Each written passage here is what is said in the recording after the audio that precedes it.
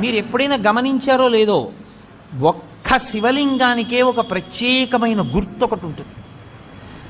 మీరు ఎప్పుడైనా చూడండి, అన్ని శివలింగాల మీద ఉండదు అలాగా. మీరు కొన్ని కొన్ని శివాలయాల్లోకి వెళ్ళినప్పుడు శివలింగం దగ్గరికి వెళితే దాని మీద కొన్ని గీతలు ఉంటాయి ఇలాగా.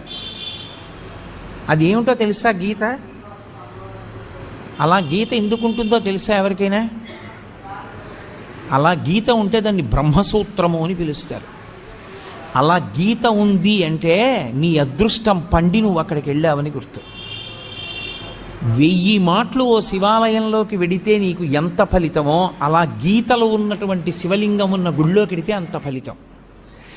విశేషమైన ఆరాధనీయము అని గుర్తు. అలాంటి శివలింగం ఉన్న గుడిలోకి వెడితే తప్పకుండా మీరు మీ ద్రవ్యాన్నో, మీ బలాన్నో, మీ సంపత్తినో, మీ పాటనో, మీ పద్యాన్నో, మీ కష్టాన్నో అక్కడ వినియోగించాలి. శివలింగం మీద